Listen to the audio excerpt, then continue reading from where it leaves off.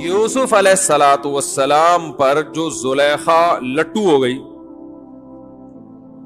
تو شہر کی عورتوں کو اس پر اعتراض نہیں ہوا کہ یہ لٹو کیوں ہوئی ہے. انہوں نے کہا کوئی بھی کسی بھی ٹائم کسی پہ بھی لٹو، یہ ہمیشہ سے ہوتا آ رہا ہے، کوئی بھی کسی بھی ٹائم کسی پہ بھی لٹو ہو سکتا ہے.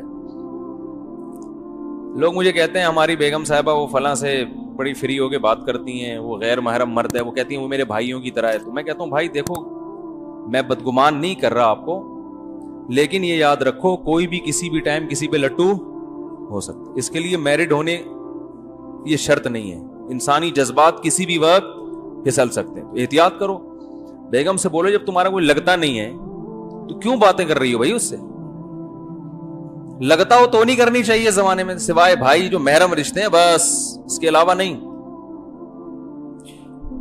اور میں تو یہاں تک کہتا ہوں کہ جو شیخ جوان ہو، جوان لڑکی، اس سے اصلاحی تعلق بھی قائم بولو بھائی نہ کرے. نہ وہ شیخ اور مرشد اگر جوان ہے، ینگ ہے، تو جوان لڑکی کو اس سے اصلاحی تعلق میرے خیال میں اس زمانے میں درست نہیں، کیونکہ وہ شیخ آدمی پہلے ہے، شیخ بعد. واقعات ہر جگہ ہو سکتے ہیں، کچھ بھی ہو سکتا ہے. اس کو نہ ہوا یہ لٹو ہو جائے گی. شیخ صاحب کی آواز بہت اچھی ہے، اسٹائل بہت اچھا ہے، یہ سب چیزیں چل رہی ہیں مارکیٹ میں، اور لٹو ہونے کا کوئی فائدہ بھی نہیں ہے. شیخ صاحب نے کون سا اس سے شادی کرنی ہے؟ یا تو چلو لٹو ہوئی، شیخ صاحب کو کہا میں لٹو ہو گئی ہوں آپ پر، شیخ صاحب نے کہا چلو اسلام میں 4 کی اجازت ہے، دوسری آپ سے ہو جائے گی. وہ بھی شیخ صاحب نے کرنا نہیں ہے، تو فائدہ کیا؟ بہت سارے فتنے ہمارے سامنے آئے. یونیورسٹی میں پروفیسر سے تعلق ہو گیا لڑکی کا، پروفیسر صاحب 50 سال کے، لڑکی ابھی 20 سال کی، اور ماں باپ کو پتہ ہی نہیں ہے.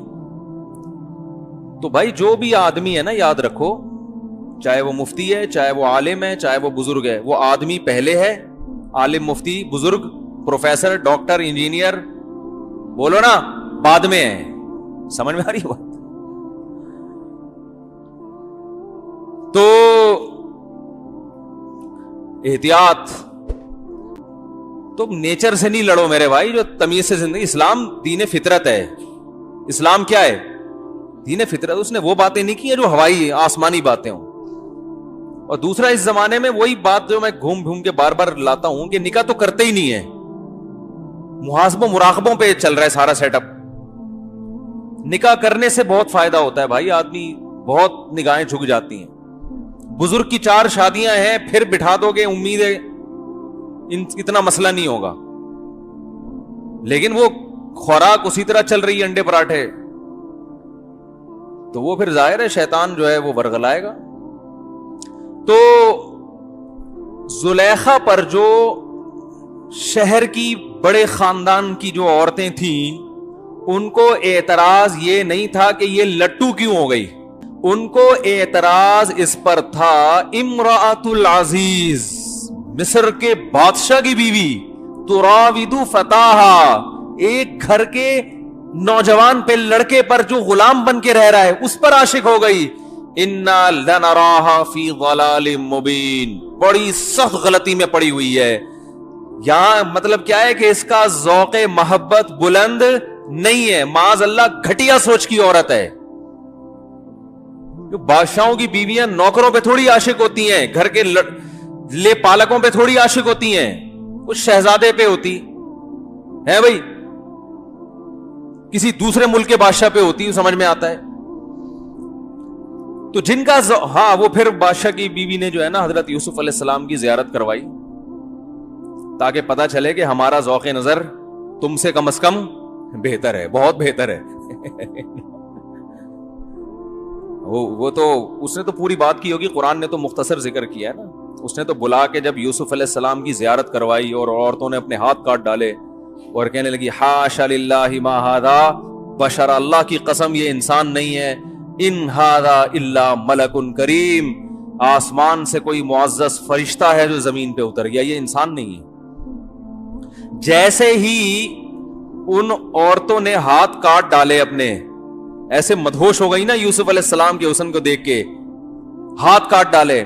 تو فوراً، اور یہ کہا کہ اللہ کی قسم یہ انسان نہیں ہے، تو اس موقع پر زلیخا کو فوراً 1 سیکنڈ بھی اس نے توقف نہیں کیا اور اشارہ کیا ذالک الذی لمتننی فی، یہ ہے وہ جس کے بارے میں کہہ رہی تھی کہ میرا ذوق محبت بلند نہیں ہے، یہ ہے وہ، اب بتاؤ ہے یا نہیں ہے؟ پھر آگے بھی بولا کہ تو جو گولے گنڈے والے پہ عاشق ہوئی تھی تجھے اپنا یاد نہیں ہے بھائی؟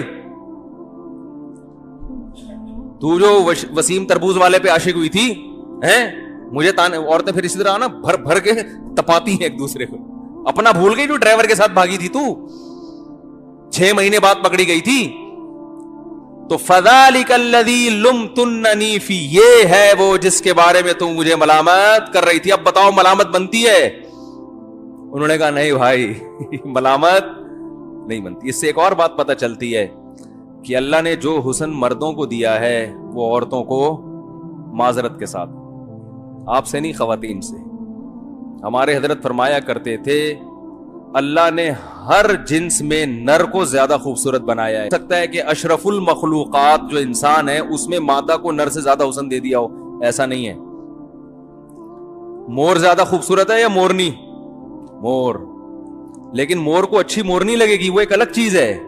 لیکن اگر آپ نیوٹرل ہو کے دیکھیں تو مور میں حسن زیادہ ہے. تو اللہ کا ایک نظام ہے بنایا ہوا.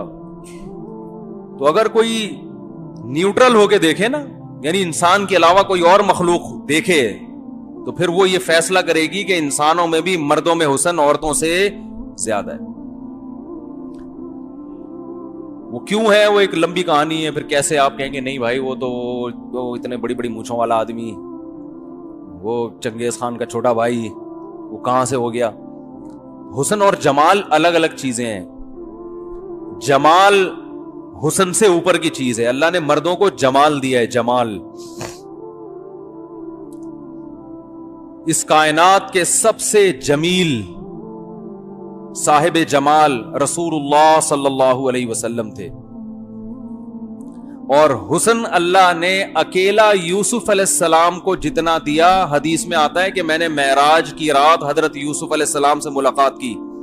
آپ صلی اللہ علیہ وسلم نے فرمایا آدھا حسن اکیلے یوسف علیہ السلام کو دیا گیا ہے، باقی آدھا پوری دنیا میں تقسیم. جو ہم لوگ میں تھوڑے تھوڑے کچھ ہلکا پھلکا سا نور آیا ہوا ہے نا ہم لوگوں کے چہروں پہ، یہ وہ آدھے کے کروڑوں اربوں حصے کیے اللہ نے. تو ان اکیلے کو کتنا ملا ہوگا؟ یہ معجزہ تھا ان کا.